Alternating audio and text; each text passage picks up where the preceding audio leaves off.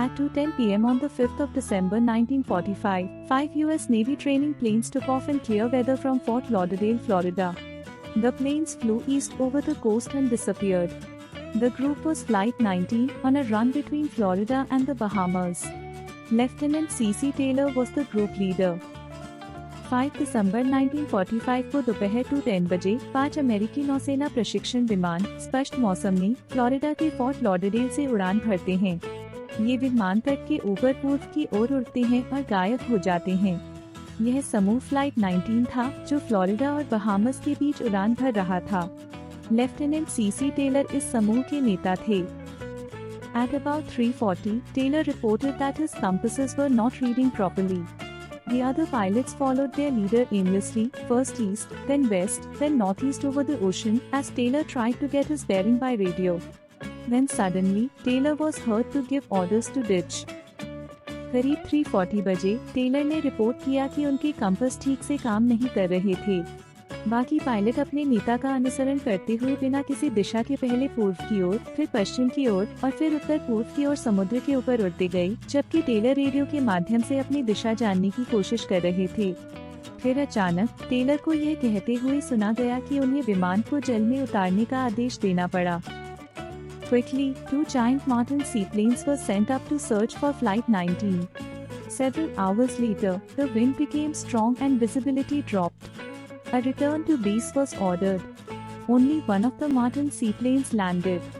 For days after, the Navy and Coast Guard combed a 1 lakh square mile, 258,998.8 square kilometers, area with more than 100 planes and ships. No trace was ever found to the missing planes. जल्दी ही flight 19 को ढूंढने के लिए 2 विशाल Martin seaplane भेजे गए। कुछ घंटे बाद हवा तेज हो गई और दृश्यता कम हो गई। वापस लौटने का आदेश दिया गया। केवल एक मार्टिन सीप्लेन ने लैंड किया। इसके बाद कई दिनों तक नौसेना और कोस्ट गार्ड ने 1 लाख वर्ग मील 258,998.8 वर्ग किलोमीटर के क्षेत्र में 100 से अधिक विमान और जहाजों के साथ खोजबीन की। गायब विमानों का कोई सुराग नहीं मिला। Today, more than 30 years later, Flight 19 is at the center of a mystery that has given chills to people the world over. Magazines, books, newspapers, radio talk of the disappearance of many ships and planes in the southeastern part of the North Atlantic. People have begun calling this area as the Bermuda Triangle. आज 30 से अधिक सालों बाद flight 19 एक रहस्य का केंद्र बन गया है, जिसने दुनिया भर के लोगों को दहशत में डाल दिया है। पत्रिकाओं, किताबों, समाचार पत्रों, रेडियो में उत्तर अटलांटिक के दक्षिण पूर्वी हिस्से में कई जहाजों और विमानों के गायब होने के बारे में बातें की जाती हैं। लोग इस क्षेत्र को बरमूडा ट्रायंगल कहने लगे हैं। The points of the triangle are Bermuda, Puerto Rico and a spot in the Gulf of Mexico, west of Florida. It is a two-faced water world of tiny islands, bright beaches and beautiful waters, yet thick hazes, powerful currents and sudden storms lurk behind the smiling surface. And one can never know, it seems, when the smile may turn into a snarl. Bermuda triangle के बिंदु Bermuda, Puerto Rico और Florida के पश्चिम में Mexico की खाड़ी का एक स्थान है। यह छोटे द्वीपों, चमकती हुई समुद्र और सुंदर जलों का एक दोहरी चेहरा वाला जल क्षेत्र है। फिर भी इसके मुस्कुराते हुए चेहरे के पीछे घना कुहासा, शक्तिशाली धाराएं और अचानक तूफान छिपे हुए हैं। और यह कभी नहीं जान सकते, ऐसा लगता है कि मुस्कान कब एक गुस्से में बदल जाए। Of the 40 ships and 20 planes said to have been lost here during the last 100 years, 21 have met misfortune in December and January. That is when the Christmas winds blow across the triangle. पिछले 100 वर्षों में यहाँ खोई गई 40 जहाजों और 20 विमानों में से 21 दिसंबर और जनवरी में बुरी किस्मत का शिकार हुए हैं। यही वह समय है जब क्रिसमस हवाएं बरमूडा त्रिकोण के पार बहती हैं। On the 5th of December 1946, exactly 1 year after Flight 19 disappeared, a pleasure ship, the City Belle, was found south of the Bahamas, deserted by its crew. 5 दिसंबर 1946 को जब फ्लाइट 19 गायब हुई थी, ठीक एक साल बाद एक सुखद यात्री जहाज सिटी बेल बहामस के दक्षिण में पाया गया, जिसका चालक दल गायब था। It was in January of 1958 that the triangle is said to have swallowed up the yacht Revenant with its owner and crew. They were going from Key West to Miami. The only traces of the Revenant were pieces of a lifeboat and a toilet seat. जनवरी 1958 में कहा जाता है कि त्रिकोण ने याच रेवेनॉक को उसके मालिक और चालक दल सहित निगल लिया। वे की वेस्ट से मायामी जा रहे थे। रेवेनॉक के केवल जो निशान मिले वे एक लाइफ बोट के टुकड़े और एक टॉयलेट सीट थे। Another puzzling case happened on the 22nd of December 1967. The owner of the 23-foot Beechcraft radioed the Miami Coast Guard for assistance. His boat had a damaged propeller and was drifting near the harbor channel entrance.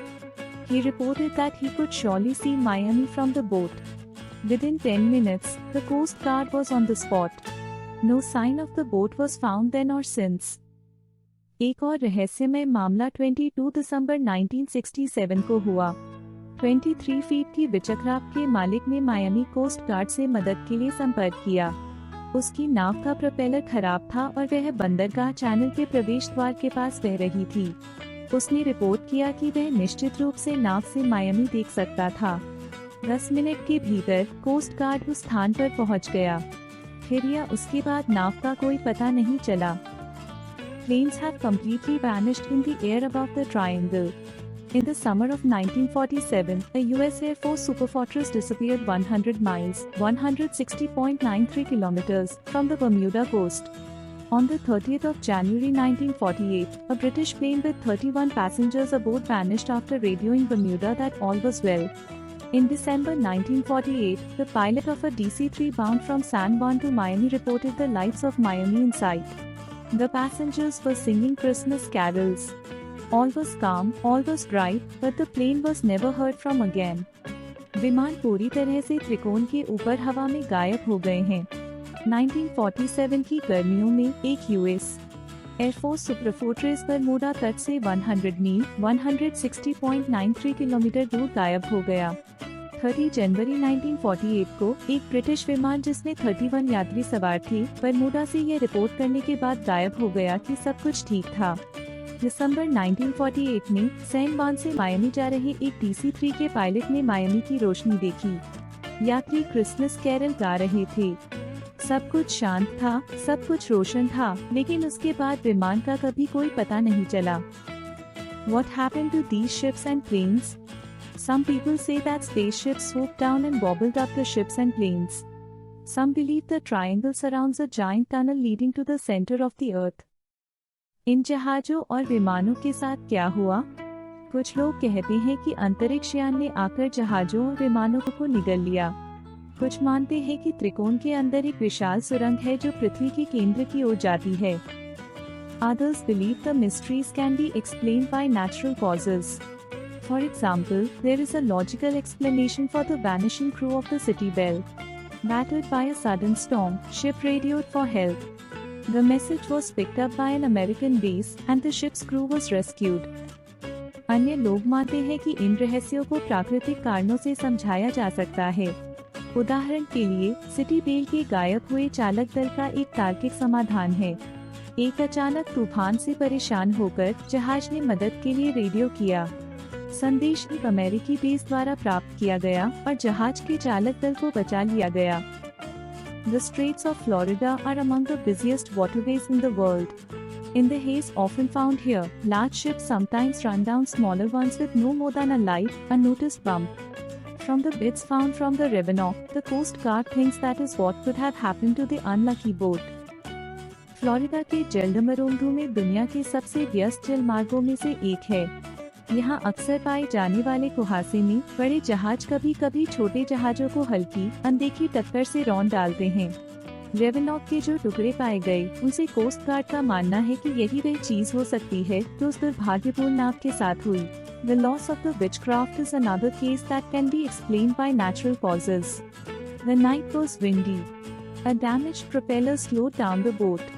The strong currents, the wind in the snail-like canvas top, and the shower speed probably carried the boat north towards Fort Lauderdale. From the sea, Fort Lauderdale looks like Miami. When Beechcraft radioed that it was off Miami, it was in fact off Fort Lauderdale. The Coast Guard was looking in the wrong place. Eventually, Beechcraft must have been carried out to sea.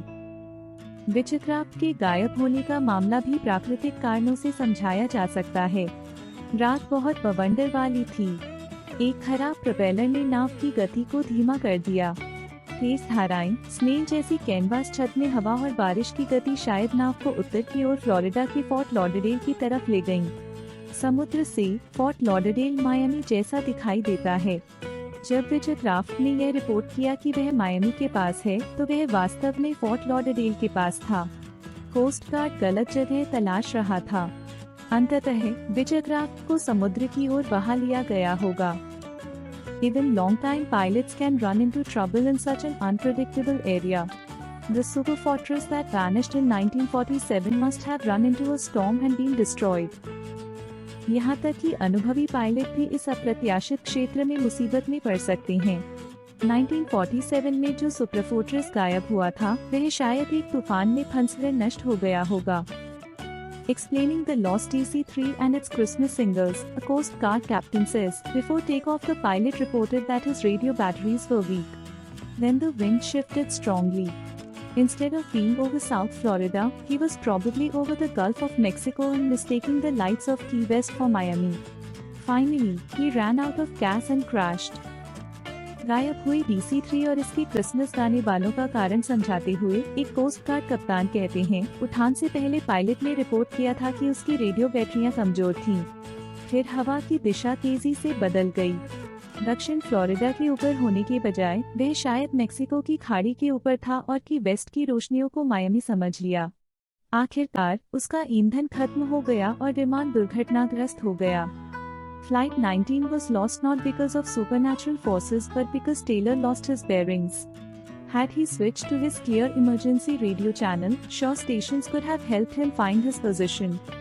Finally, panic seems to have taken over the pilots. Flight 19 का नुकसान अदृश्य शक्तियों के कारण नहीं हुआ था, बल्कि इसलिए हुआ क्योंकि टेलर ने अपनी दिशा खो दी थी। अगर उसने अपने स्पष्ट आपातकालीन रेडियो चैनल पर स्विच किया होता, तो तट स्टेशन उसे अपनी स्थिति ढूंढने में मदद कर सकते थे। अंततः ऐसा लगता है कि पायलटों के भीतर घबराहट समा गई थी। As for the lost Martin seaplane, a freighter reported a great, fiery bang at 7:50 p.m. in the area where the plane was flying. These seaplanes were known to develop loose fuel lines in rough air and then blow up. This seems to be the answer to this plane's mystery.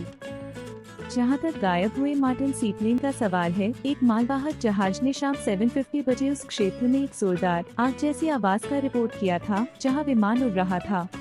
इन सीप्लेनों के बारे में जाना जाता था कि वे खराब मौसम में ढीले ईंधन लाइनों का सामना करते थे और फिर विस्फोट हो जाते थे। यही इस विमान के रहस्य का उत्तर प्रतीत होता है। Captain Lundale of the Coast Guard sums up, an average of 352 major ships a year are lost throughout the world. 4 or 5 of these are hit so suddenly that they have no time to send out an SOS.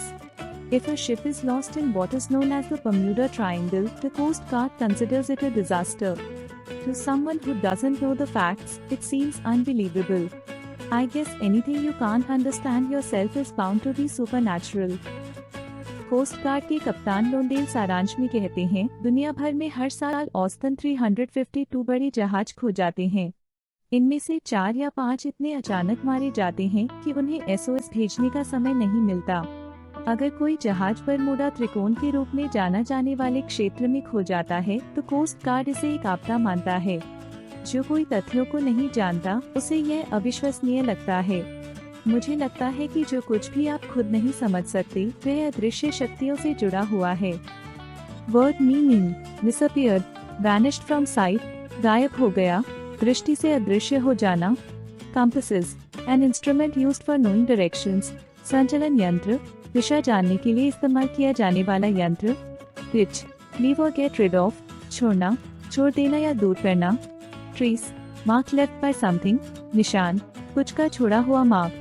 Chills, a sudden pleasant feeling of fear, कांपना, डर की अचानक और अप्रिय भावना।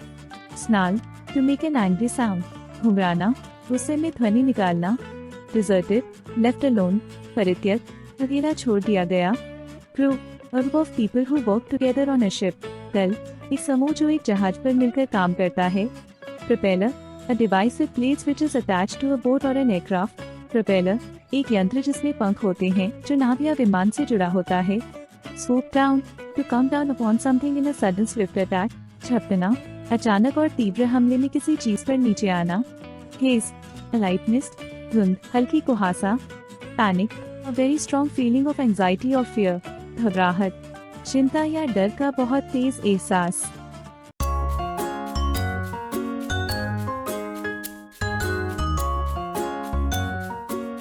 Like, share, and subscribe.